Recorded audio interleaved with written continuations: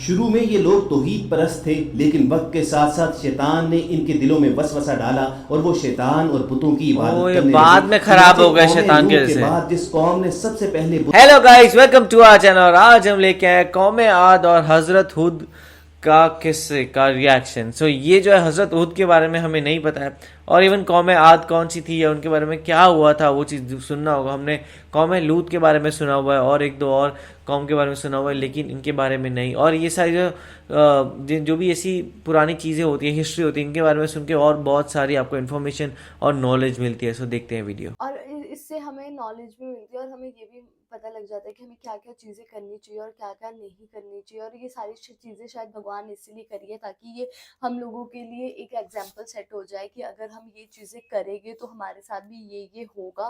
جیسے قوم کے ساتھ ہوا تھا کہ بیسیکلی انہوں نے مطلب کہ وہ پہلے تو مورتی پوجا وغیرہ کرنے لگے، تو وہ چیزیں بھی آ گئی تھی اور بھی بہت ساری چیزیں تھیں، اس لیے وہ پوری قوم اللہ نے وہ سماپت کر لی تھی۔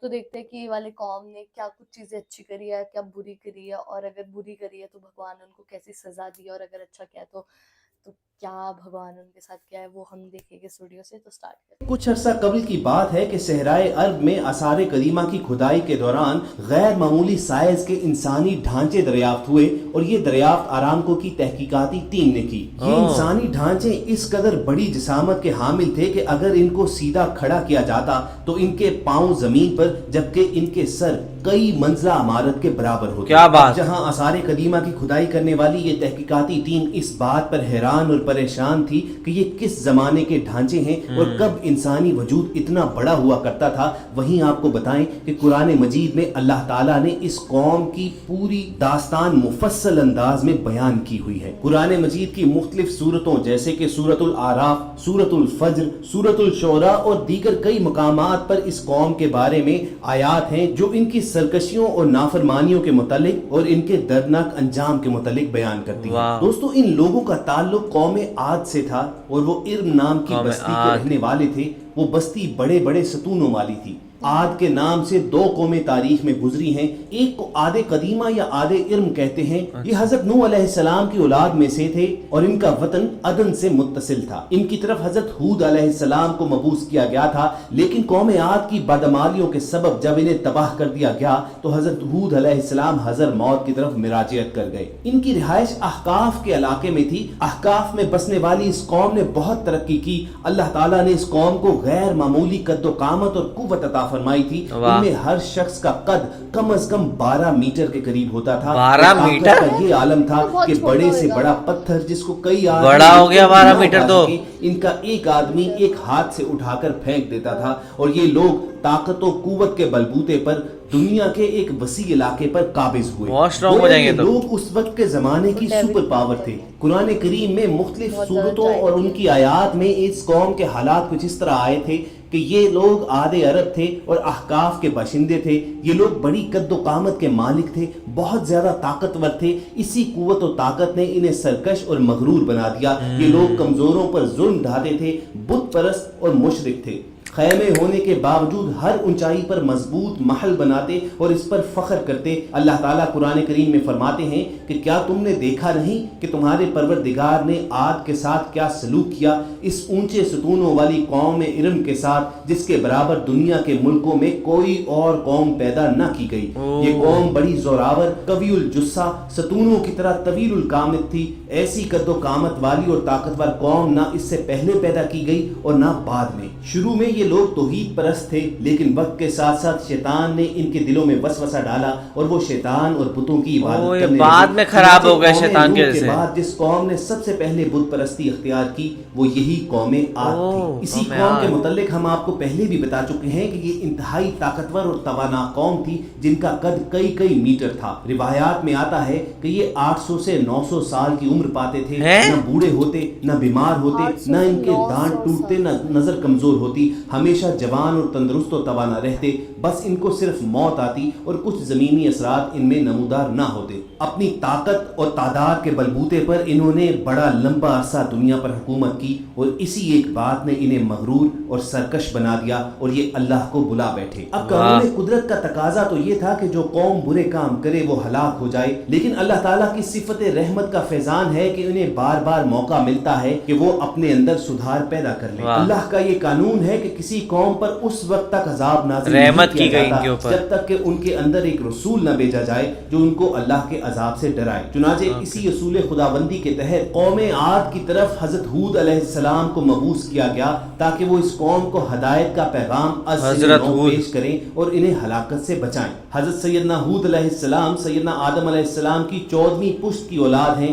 آپ کی عمر شریف اس وقت 464 برس تھی۔ حضرت سیدنا ہود علیہ السلام نے اپنے قوم سے جو خطاب کیا وہ قرآن مجید میں محفوظ ہے۔ سورۃ الشعراء میں آتا ہے کہ حضرت ہود علیہ السلام نے اپنی قوم سے کہا کہ میں تمہارے لیے ایک امانت دار پیغمبر بنا کر بھیجا گیا ہوں، اور فرمایا اے میری قوم تم سب اللہ کی عبادت کرو کیونکہ تمہارے لیے اس کے سوا کوئی اور معبود نہیں ہے۔ پھر حضرت ہود علیہ السلام نے انہیں متنبہ کیا کہ تم نے بڑی کاریگری سے بنائی ہوئی عمارتیں اس طرح رکھ چھوڑی ہیں جیسے تم نے ہمیشہ زندہ رہنا ہے۔ جب کسی کی پکڑ کرتے ہو تو پکے ظالم و جابر بن کر پکڑتے ہو۔ اب اللہ سے ڈرو اور میری بات مانو اور اس ذات سے ڈرو جس نے ان چیزوں سے نواز کر تمہاری قوت میں اضافہ کیا ہے جو تم خود جانتے ہو۔ حضرت ہود علیہ السلام نے ہر طریقے سے قوم عاد کو سمجھانے کی کوشش کی مگر وہ نافرمانی سرکشی پر ابھرے ہوئے تھے اور اپنی جو نہیں مان رہا ہوتا ہے وہ نہیں مانتا ہے کہ کون ہے جو ہم سے طاقت میں زیادہ ہے۔ اس قوم کے سردار حضرت ہود علیہ السلام سے کہنے لگے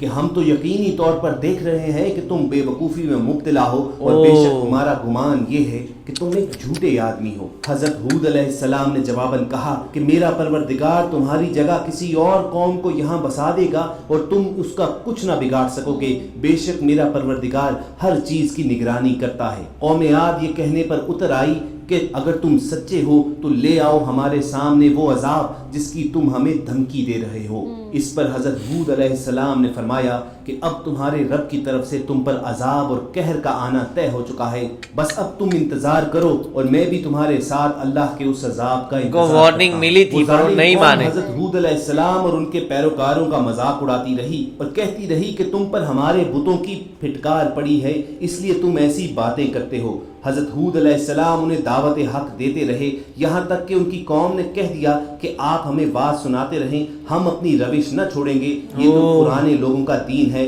آخر کار حضرت ہود علیہ السلام نے اللہ تعالیٰ سے مدد کی درخواست کی اور اللہ تعالیٰ نے درخواست قبول فرمائی۔ قوم عاد کی سرکشی اور ان کی نافرمانیوں کی وجہ سے پہلے اللہ تعالیٰ نے ان پر بارش بند کر دی اور روک دی، فصل اور باغات سب ختم ہو گیا ہوگا۔ بارش کی خواہش کرنے لگے۔ پھر ایک دن ایک سیاہ بادل انہیں آتا ہوا نظر آیا تو وہ خوشی سے ناچنے لگے کہ یہ بادل ہم پر برسے گا، لیکن اصل میں بادل کی صورت میں وہ قہر الہی تھا جس عذاب کی وہ جلدی مچا رہے تھے۔ وہ ایسی آندھی تھی جس کی تاریخ میں مثال نہیں ملتی۔ اس آندھی نے ان کی بستیوں، درختوں، خیموں اور پہاڑوں پر تعمیر کردہ محلوں تک کو اڑا پھینکا، سب کچھ تباہ و برباد کر دیا۔ اللہ تعالیٰ قرآن پاک میں متعدد آیات میں قوم عاد یہی ہوتا ہے جب آپ نہیں مانتے ہے کہ پھر یوں ہوا کہ جب انہوں نے اس عذاب کو ایک بادل کی شکل میں آتا دیکھا جو ان کی وادیوں کا رخ کر رہا تھا تو انہوں نے کہا کہ یہ بادل ہے جو ہم پر بارش برسائے گا، نہیں بلکہ یہ وہ چیز ہے جس کی تم نے جلدی مچائی تھی، ایک آندھی جس میں دردناک عذاب ہے جو اپنے پروردگار کے حکم سے ہر چیز کو تہس نہس کر ڈالے گی۔ روایات میں آتا ہے کہ یہ آندھی اس قدر تیز تھی کہ گھوڑوں، مال مویشیوں کو ایک جگہ سے دوسری جگہ پٹکتی تھی۔ 7 دن رات یہ تیز ہوائیں چلتی رہیں اور اس دوران ریت کا طوفان اٹھا اور تمام مکانوں اور انسانوں پر گرا اور ان کی قوم ختم ہو گئی ہوگی سوائے حضرت ہود علیہ السلام اور ان کے چند اصحاب کے جنہوں نے امن کی جگہ پر پناہ لی تھی، وہ بچ گئے۔ اور پھر اللہ تعالیٰ نے اپنی قدرت سے اس قوم عاد کو عبرت کا ایک نشان بنانے کے لیے محفوظ کر لیا، اور جیسا کہ ویڈیو کی شروعات میں ہم نے آپ تک پہنچایا کہ کس طرح آثار قدیمہ کی کھدائی کرنے والی ایک ٹیم کو اس قوم کے آثار ملے۔ بہت ہی کمال کی ویڈیو تھا، اور اس میں بھی یہی تھا کہ کیسے بھگوان نے ان کو بہت ساری چیزیں دے رکھی تھی، ان کو بہت زیادہ اسٹرانگ بنایا تھا، ان کو بہت زیادہ ہائٹ دے رکھی تھی، سب کچھ بھگوان نے ان کو زیادہ دے رکھا تھا. اسٹل ان کو یہ تھا کہ انہوں نے مورتی پوجا شروع کر دیا، اور وہ شیطان کو زیادہ ان کو مطلب کہ شیطان کی طرف ان کا زیادہ بلیف ہو گیا بھگوان کی طرف. پھر لوگوں نے دوسری جو کمیونٹی تھی ان لوگوں نے بھگوان سے مدد مانگی، اور بھگوان نے پہلے تو ان کا پانی کیسے بند کر دیا، اور اس کے بعد وہ اسٹارم لے آیا کہ مطلب ان کا نام و نشان نہیں رہ گیا. تو یہ ساری چیزیں جیسے اسٹارٹنگ میں نے کہا تھا کہ ایک ایگزامپل سیٹ ہوا ہے سوسائٹی میں کہ اگر ہم یہ چیزیں کریں گے تو برا ہی ہوگا.